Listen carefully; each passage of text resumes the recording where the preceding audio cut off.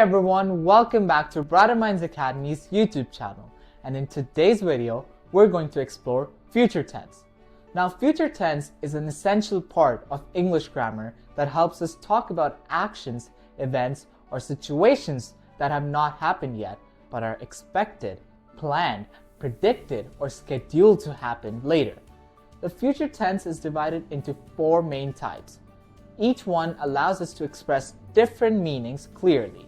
Understanding how each form works will help you speak and write with confidence when discussing anything that lies ahead. So without wasting any further time, let's dig right into this video.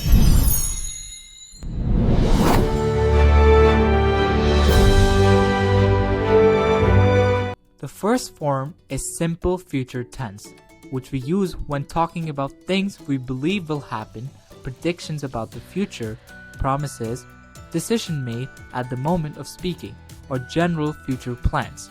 Its structure is will plus the base verb, and it is important to remember that verbs never change regardless of their subject. For example, I will call you later, they will play in the tournament, or the weather will improve tomorrow. We also use going to when we talk about planned actions or events that already show signs of happening. Sentences like she's going to start a new job or look at those clouds. It's going to rain. These sentences show events that are expected or already in progress. Next, we have the future continuous tense, used to show that an action will be in progress at a specific moment in the future.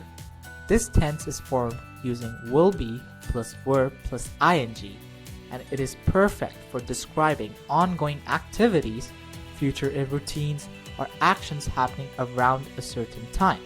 For example, at 8 p.m., I will be studying for my exam, or next week we will be traveling to Toronto.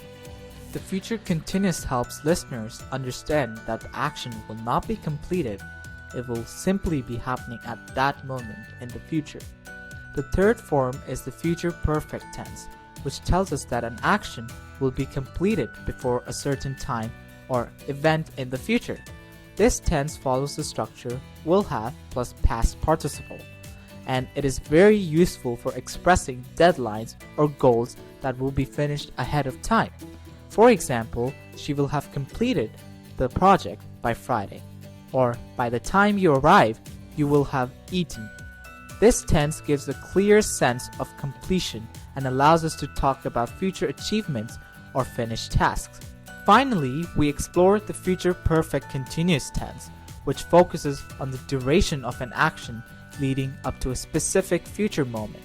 Its structure is will have been plus verb plus ing, and it emphasizes how long something has been happening.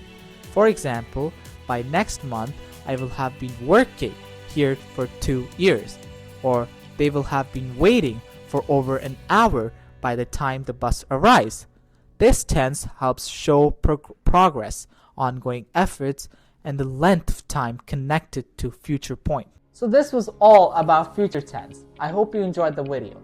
Together, these 4 forms of future tense gives us the tool to express everything from simple predictions and plans to ongoing future actions, finished tasks, and long-lasting activities.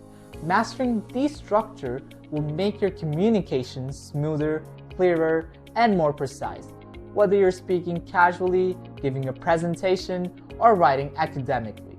With practice, you'll be able to express any future idea confidently and accurately.